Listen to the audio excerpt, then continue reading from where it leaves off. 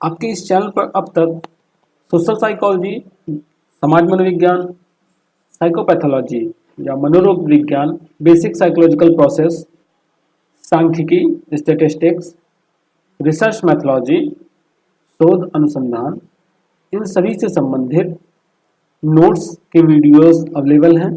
इनके साथ साथ एमसीक्यू टाइप क्वेश्चंस भी, ऑब्जेक्टिव क्वेश्चंस भी, जिसमें सोशल साइकोलॉजी से रिलेटेड, एबनॉर्मल साइकोलॉजी से रिलेटेड, पर्सनालिटी मेंटल टेस्ट से रिलेटेड, स्टैटिस्टिक्स, सांख्यिकी से संबंधित, रिसर्च यानी शोध से संबंधित, गाइडेंस काउंसलिंग, परामर्श एवं निर्देशन से संबंधित, इन्वायरमेंटल साइकोलॉजी और लास्ट में साइकोलॉजी प्रैक्टिकल से संबंधित कंप्लीट वीडियोस चैनल पर मिल जाएंगे। आपको इन वीडियोस के लिए सिर्फ यहाँ पर जो आपका वीडियो के नीचे टाइटल है, टाइटल के सामने आपको डिस्क्रिप्शन का एरो दिख रहा है, इस एरो पर आप क्लिक करेंगे, नीचे आपको सभी प्लेलिस्ट के लिंक प्रोवाइड हैं।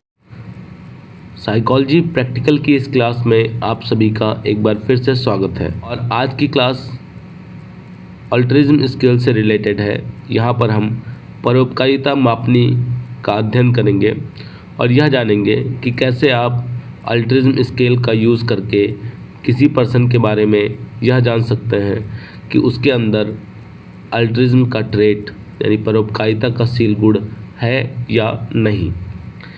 इससे पहले भी अब तक 10 से ऊपर वीडियोस प्रैक्टिकल से रिलेटेड आ चुकी हैं चैनल पर, जिसमें यह बताया गया है कि प्रैक्टिकल कैसे करते हैं, एग्जामिनर एग्ज़ाम में यानी वाइवा में कैसे क्वेश्चंस पूछते हैं, प्रैक्टिकल फाइल कैसे बनाएं। इन सभी से रिलेटेड वीडियोस आपको चैनल में साइकोलॉजी प्रैक्टिकल के प्लेलिस्ट में जाएंगे, वहाँ पर आपको मिल जाएंगी। तो चलिए स्टार्ट करते हैं आज की क्लास अल्ट्रिज्म स्केल। तो बात करें अल्ट्रिज्म स्केल की, इसके पहले एक बार यह देखते हैं कि परोपकारिता है क्या। तो परोपकार, करुणा, सहानुभूति, साथी भावना, परानुभूति, इसको सही कर लेंगे थोड़ा सा, परानुभूति होगा, परानुभूति और प्रेम, सभी शब्द ऐसे व्यवहार को संदर्भित करते हैं जिसका उद्देश्य अन्य व्यक्तियों के शारीरिक या मनोवैज्ञानिक कल्याण और अखंडता का उत्पादन, रखरखाव या सुधार करना है। यानी यहाँ पर बताया जा रहा है कि जो भी वर्ड्स हैं, ये सभी वर्ड्स ऐसे बिहेवियर से संबंधित हैं जो किसी दूसरे पर्सन की शारीरिक या मनोवैज्ञानिक रूप से हेल्प करता है। अब वो हेल्प उसका केयर करके भी हो सकता है, उसमें सुधार करके भी हो सकता है, या उसको और प्रोडक्टिव बना के भी हो सकता है। उसके बाद एक परिभाषा भी देखते हैं यहाँ पर, जो कि दी गई है वेस्टलर और प्लेविन के द्वारा। इनका मानना है कि परोपकारिता व्यवहार को आमतौर पर ऐसे व्यवहार के रूप में माना जाता है जो स्वयं के बजाय दूसरों को लाभ पहुंचाता है। मतलब यहाँ पर क्या बताया कि जो अल्ट्रिज्म बिहेवियर होता है वो एक ऐसा बिहेवियर है कि खुद को बेनिफिट देने की बजाय वो दूसरों को ज़्यादा बेनिफिट देता है। तो ये तो हो गया इंट्रोडक्शन। अगर आपको और डिटेल में इंट्रोडक्शन लिखना है तो आप फिर अपने बुक में देखें, वहाँ पर आपको मिल जाएगा, वहाँ से नोट कर सकते हैं। अब चलिए हम चलते हैं क्वेश्चनर की तरफ। तो अब बात करते हैं हम यहाँ पर इस स्केल के बारे में। इस स्केल को बनाया गया है डॉक्टर SN राय मेरठ और डॉक्टर सावंत सिंह के द्वारा, जो कि पिथौरागढ़ से बिलोंग करते हैं, और इसका प्रकाशन किया गया है, इसको पब्लिश किया है NPC Agra, national psychological corporation Agra के द्वारा इसको पब्लिश किया गया है। और यहाँ पर इस वीडियो में इस स्केल का यूज सिर्फ साइकोलॉजी के जो स्टूडेंट्स हैं उनको इस प्रैक्टिकल के बारे में जानकारी देना है। अगर आप इसका कॉमर्शियल पर्पस से यूज़ करना चाह रहे हैं या अपने क्लिनिक में यूज़ करना चाह रहे हैं तो इसके लिए आप NPC से संपर्क करके इस स्केल को मंगवा सकते हैं। तो चलिए स्टार्ट करते हैं, आगे देखते हैं। यहाँ पर कुछ इन्फॉर्मेशन मांगी गई है जो अब तक आप कई प्रैक्टिकल्स में देख चुके हैं, आपको पता है इनको कैसे फिल करना है, आप इनको फिल कर लेंगे। हाँ, यहाँ पर जो निर्देश दिया गया है वो बाकी प्रैक्टिकल से थोड़ा हटके है, तो इसको एक बार आप ध्यानपूर्वक समझेंगे। यहाँ पर ये बताया जा रहा है कि जो स्टूडेंट लाइफ में जो सिचुएशंस होती हैं उनसे रिलेटेड 30 ऐसे सिचुएशंस, ऐसी परिस्थितियाँ यहाँ पर दी गई हैं, लेकिन उसका रिस्पॉन्स करने के लिए क्या करना है आपको, आप इमेजिन कर लेंगे कि आपका एक फ्रेंड है, मतलब आपने इमेजिन कर लिया कि कोई एक लड़का है, उसका नाम कुछ भी हो सकता है, राहुल हो सकता है, सोहन हो सकता है, मोहन हो सकता है, सचिन हो सकता है, कुछ भी हो सकता है। मतलब आपने ऐसे ही एक इमेजिनरी कैरेक्टर तैयार कर लिया कि हाँ एक लड़का है जिसका नाम सचिन है। अब सचिन जो यहाँ पर परिस्थितियाँ दी गई हैं आगे, उन परिस्थितियों में क्या बिहेवियर करेगा वो आपको बताना है। मतलब आपको अपना रिस्पॉन्स नहीं देना है, आप ये सोच रहे हैं, किसके बारे में सोच रहे हैं कि सचिन अगर ऐसी जगह पे होता तो क्या करता।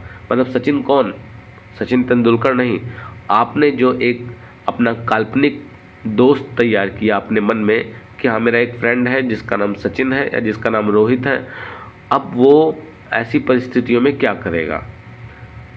तो आगे चलते हैं और वो परिस्थितियाँ देखते हैं कि वो कौन सी परिस्थितियाँ हैं।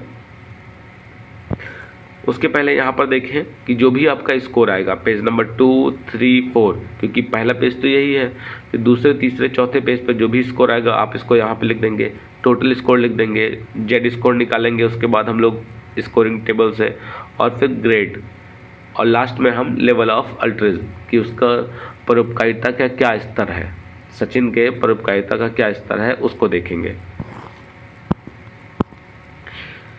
तो यहाँ पर देखें, अब आ गए हैं हम आइटम्स पे। यहाँ पर देखिए दिया गया है कि 30 आइटम्स हैं और उनको आपको एक एक करके पढ़ना है, और फिर जो आपका काल्पनिक कैरेक्टर है, जैसे सचिन है, रोहित है, राहुल है, सोहन है, कोई भी है जिसको आपने एक अपना काल्पनिक कैरेक्टर बना लिया है, और जैसे अगर गर्ल्स हैं तो वो चाहे तो किसी अपनी फीमेल फ्रेंड के बारे में, एक फ़ीमेल फ्रेंड को सोच सकती हैं कि हाँ मेरी एक फ्रेंड है जिसका नाम रोहिणी है या जिसका नाम पायल है।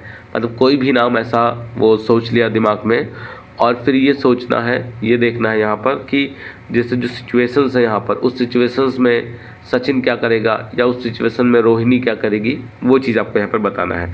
जैसे खेल में, खेल के हार जाने पर वह, मतलब वह कौन, सचिन जो आपका एक इमेजिनरी कैरेक्टर है, वो क्या करेगा, चिढ़ जाएगा एवं विरोध प्रकट करेगा। आपको लगता है कि वह चिढ़ जाएगा, विरोध प्रकट करेगा, तो आप पर टिक करेंगे। विपक्षी दल के खेल की प्रशंसा करेगा। आपको लगता है कि जो रोहिणी है या जो सचिन है वो अपोजिट साइड के खेल की प्रशंसा करेगा कि हाँ उन्होंने अच्छा खेला इसलिए वो जीत गए, तो आप बा पर टिक करेंगे। आपको लगता है कि नहीं वो ऐसा कुछ भी नहीं करेगा, तो आप सा पर टिक करेंगे। फिर सेकेंड सिचुएशन है कि बस में खड़े यात्री को वह, मतलब जो आपका फ्रेंड, जो आपका इमेजिनरी फ्रेंड है वो क्या करेगा। अगर वो बस में सफ़र कर रहा है तो अगर कोई यात्री खड़ा है तो क्या करेगा, अपने पास बैठने के लिए कहेगा। अगर आपको लगता है कि वो अपने पास बैठने के लिए कहेगा तो आप पर टिक करेंगे। अगर वो आपको लगता है कि बिल्कुल जगह नहीं देगा तो आप बा पर टिक करेंगे। आपको लगता है कि वो स्वयं खड़ा होकर यात्री को बैठा देगा तो आप सा पर टिक करेंगे। इसी प्रकार थर्ड क्वेश्चन है, गुंडों द्वारा किसी पर हमला किए जाने पर वह क्या करेगा। मतलब जो एक यहाँ पर किसकी बात की, एक चीज़ ध्यान रखिएगा, यहाँ पर बात की जा रही है कि आपने जो एक अपने मन में एक काल्पनिक लड़का या एक काल्पनिक लड़की को तैयार किया है, वो काल्पनिक लड़का या वो काल्पनिक लड़की इस सिचुएशन में क्या करेगा, वो चीज़ यहाँ पर आपको बताना है। गुंडों द्वारा किसी पर हमला किए जाने पर वह स्वयं को खतरे में डालकर भी उसे बचाने के लिए गुंडों से भिड़ जाएगा। अगर आपको ऐसा लगता है तो आप पर टिक करेंगे। सहायता के लिए दूसरों को कहेगा या पुलिस को सूचना देगा तो आप बा पर टिक करेंगे। वहाँ से हट जाएगा या हट जाएगी एवं कोई सहायता नहीं करेगा तो आप सा पर टिक करेंगे। ऐसे फिर क्वेश्चन नंबर 4 है कि परीक्षा में सबसे अधिक अंक प्राप्त करने पर वह अपनी योग्यता को मानेगा या मानेगी। मतलब वो लगेगा, उसको लगता है कि हाँ वही सबसे श्रेष्ठ है, इसी की वजह से वो टॉप किया है। या भाग्य के क्रेडिट देगा, भाग्य को क्रेडिट देगा कि हाँ मेरा भाग्य अच्छा था इसलिए मैं अच्छे नंबर पा गया। या फिर वह अध्यापक एवं सगे संबंधियों के प्रयासों को मानेगा कि अध्यापकों ने अच्छा पढ़ाया और मेरे घर वालों ने, मेरे फ्रेंड्स ने मेरा सपोर्ट किया, इसलिए मैं अच्छे नंबर पाया हूँ। तो अगर आपको ऐसा लगता है तो आप सा पर टिक करेंगे। किसके बारे में? अपने फ्रेंड के बारे में, इमेजिनरी कैरेक्टर के बारे में। ऐसे ही क्वेश्चन नंबर 5 है कि खेल में जीतने पर वह अपने खेल की प्रशंसा करेगा।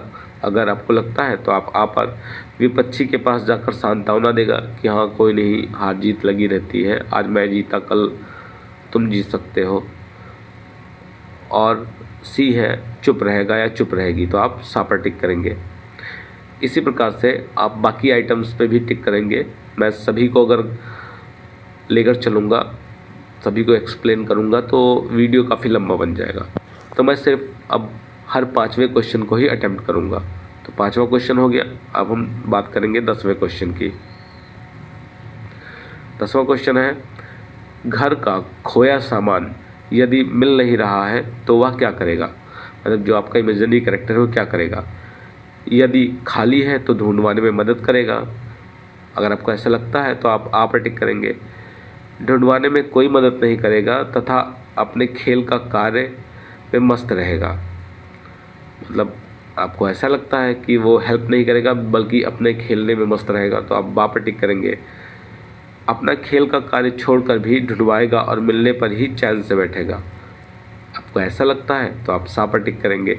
और फिर इस पेज का जो भी टोटल स्कोर आया आप उसको यहाँ पर लिख लेंगे। फिर यहाँ पर भी जो क्वेश्चंस दिए गए हैं उनको भी आप ऐसे ही आंसर करेंगे अपने इमेजिनरी कैरेक्टर के बारे में सोचकर। अब हम देखते हैं क्वेश्चन नंबर 25 को। जब अन्य विद्यार्थियों को अधिक महत्व देता है, जब अध्यापक अन्य विद्यार्थियों को अधिक महत्व देता है तो वह ये मानेगा या यह मानेगी कि वह अपने गुणों के कारण अध्यापक का प्रिय है। मतलब जो आपका इमेजिनरी कैरेक्टर है, अगर उसके क्लास में जो टीचर हैं उसके दूसरे फ्रेंड को अप्रेजल करते हैं, उसको अधिक महत्व देते हैं, तो आपका जो इमेजिनरी कैरेक्टर है, जो आपका काल्पनिक पात्र है, उसको क्या लगेगा कि वो पढ़ने में अच्छा है, उसके टैलेंटेड है वो, इसीलिए उसके टीचर उसको मान रहे हैं। अगर आपको ऐसा लगता है तो आप पर टिक करेंगे। अगर वह पर्सन, मतलब आपका जो काल्पनिक पात्र है, उससे ईर्ष्या करेगा, आपको ऐसा लगता है कि वो इससे ईर्ष्या करेगा, तो आप बा पर टिक करेंगे। आपको ऐसा लगता है कि उस बात पर ध्यान ही नहीं देगा, तो आप सा पर टिक करेंगे। क्वेश्चन नंबर 30 है, अपरिचित किंतु स्थानीय व्यक्ति का पता लिखा कागज कहीं गिरा हुआ मिल जाने पर वह क्या करेगा। तो वह क्या करेगा? आपको क्या लगता है कि वह उस व्यक्ति तक पहुंचाने का बिल्कुल प्रयास नहीं करेगा? अगर ऐसा लगता है तो आप पर टिक करेंगे। आपको लगता है कि 2-4 लोगों से पूछकर यदि आसानी से मिल जाए तो पहुंचा देगा, तो आप बा पर टिक करेंगे। आपको लगता है कि हर संभव प्रयास करके पहुंचाएगा ही या पहुंचाएगी ही, तो आप सा पर टिक करेंगे। और फिर इस पेज का भी टोटल जितना स्कोर आएगा वो यहाँ पर आप लिख देंगे। अब ये तो हो गए आइटम्स कंप्लीट। अब चलते हैं हम स्कोरिंग की तरफ कि इनकी स्कोरिंग कैसे करेंगे। तो यहाँ पर इसकी स्कोरिंग दी गई है, यहाँ से आप देखें इसे।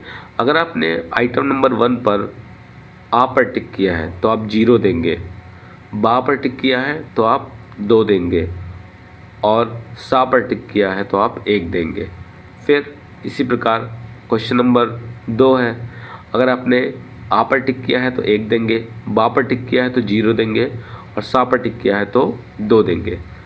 फिर आप ऐसे ही टोटल 30 आइटम्स के, जैसे मान लीजिए क्वेश्चन नंबर 10 है, आइटम नंबर 10 है 10 पे अगर आपने आ पर टिक किया है तो आप 1 देंगे, बा पर टिक किया है तो आप 0 देंगे और सा पर टिक किया है तो आप 2 देंगे।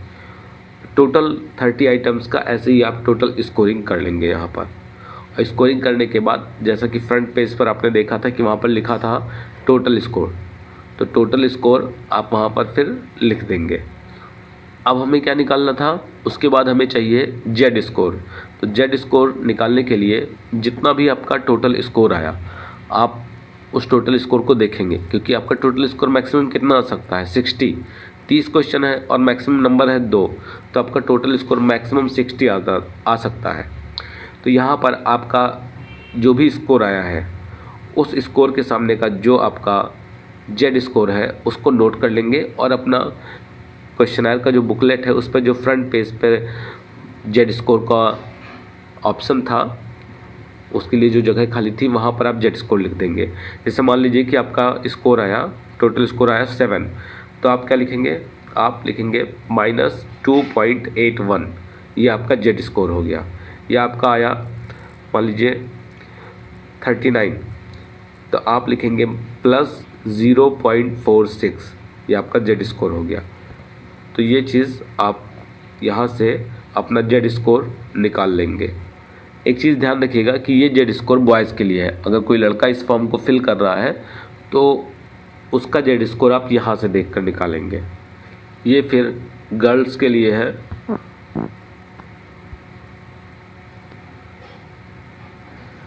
गर्ल्स का जेड स्कोर आप यहाँ से देख कर निकालेंगे। जैसे अगर मान लीजिए यहाँ पर आता है गर्ल्स का स्कोर 25, तो -0.86 हो जाएगा। या अगर आता है उनका 41, तो +0.86 हो जाएगा स्कोर, जेड स्कोर। तो जेड स्कोर को आपने लिख लिया, मेल्स का फीमेल्स का भी। तो अब हम यहाँ पर आ गए हैं इंटरप्रिटेशन पर। लेवल ऑफ अल्ट्रिज्म को देखने के लिए यहाँ पर आ गए हैं। यहाँ देखें आप कि बॉयज़ का, गर्ल्स का, सबका अलग अलग रॉय स्कोर का रेंज दिया हुआ है और फिर जेड स्कोर भी दिए हुए हैं और फिर ग्रेड, और लास्ट में है कि लेवल ऑफ अल्ट्रिज्म कितना है। तो वैसे जेड स्कोर अगर आप अब यहाँ पर दिया गया है तो आपको निकालना है, अदरवाइज़ अगर जेड स्कोर ना भी हो तो भी आप एक बार को केवल रॉय स्कोर से ही लेवल ऑफ अल्ट्रिज्म जान सकते हैं, क्योंकि यहाँ पर दोनों ऑप्शन दिए गए हैं, रॉय स्कोर से भी लेवल ऑफ अल्ट्रिज्म तक पहुँचने का और जेड स्कोर से भी। तो जैसे अगर कोई बॉय है जिसने भरा है फॉर्म और उसका स्कोर 55 से ऊपर आ रहा है, 55 से ऊपर आ रहा है, तो यानी जो उसका जेड स्कोर है वो है +2.01 या उससे ऊपर। और इसका अर्थ यह हुआ कि उसका जो ग्रेड है वो ए ग्रेड है और उसमें जो परोपकारिता का वह स्तर है वो बहुत ही ज़्यादा हाई है, अत्यधिक परोपकारी है वो व्यक्ति। यानी वो पर्सन अपना नुकसान करके भी दूसरों का हेल्प करता है। किसी भी सिचुएशन में वो अगर कोई हेल्प मांग रहा है तो उसकी हेल्प ज़रूर करता है।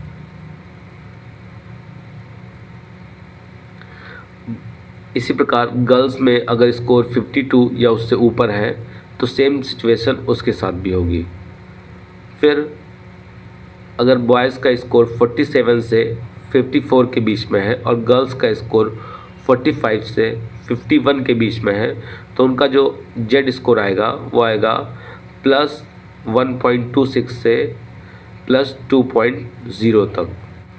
तो इसका अर्थ यह हुआ कि उच्च परोपकारिता का लड़का है या उच्च परोपकारिता की लड़की है, यानी उनमें परोपकारिता का स्तर बहुत ही उच्च है। इसका अर्थ यह हुआ कि वह दूसरों की हेल्प करने के लिए हमेशा तैयार रहते हैं। फिर अगर स्कोर बॉयज़ का 30-39 के बीच में है और गर्ल्स का स्कोर 29 से 37 के बीच में है तो उनका जो जेड स्कोर आएगा वो आएगा -0.50 से +0.50 तक। यानी जो अल्ट्रिज्म का लेवल है वो औसत दर्जे का है, सामान्य स्तर का है। इसका मतलब ये है कि उसके अंदर अल्ट्रिज्म का बहुत ज़्यादा गुण नहीं है, अगर एवरेज लेवल का गुण है कि वो हेल्प कर भी देता है, नहीं भी करता है, वो सिचुएशन को देखता है। अगर उसको लगता है कि मेरा नुकसान नहीं हो रहा है और हेल्प हो रही है तब कर देता है। अगर उसको लगता है कि नहीं मेरा नुकसान हो सकता है तो वो फिर परोपकारिता का गुण नहीं दिखाता है। इसके बाद अगर स्कोर बॉयज़ का 23 से 29 के बीच में आ रहा है और गर्ल्स का स्कोर 22 से 28 के बीच में आ रहा है तो उनका जेड स्कोर होगा -1.25 से लेकर -0.51 और उनका ग्रेड होगा ई। और इसका अर्थ ये है कि उनके अंदर जो परोपकारिता का गुण है वो बिलो एवरेज है, यानी औसत से कम दर्जे की परोपकारिता उनके अंदर देखी गई।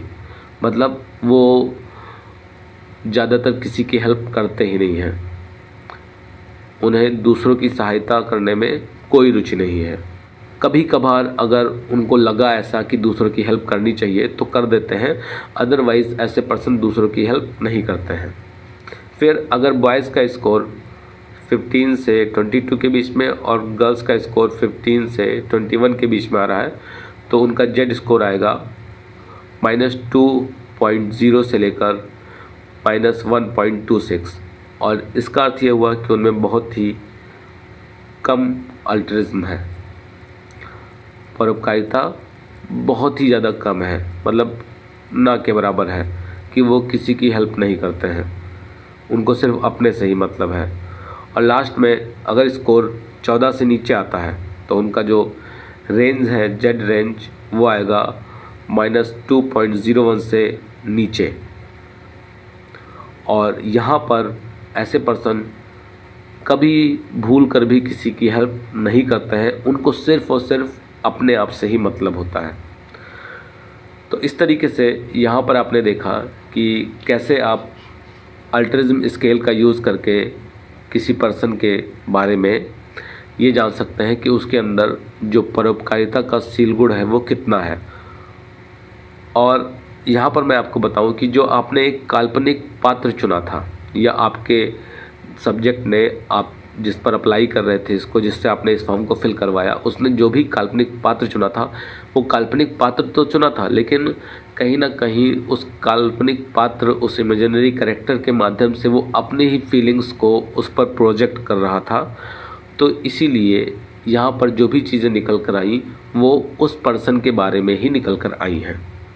तो आशा करते हैं कि ये वीडियो आपको पसंद आया होगा और फिर मिलते हैं अगली वीडियो में नेक्स्ट टॉपिक के साथ। तब तक के लिए धन्यवाद।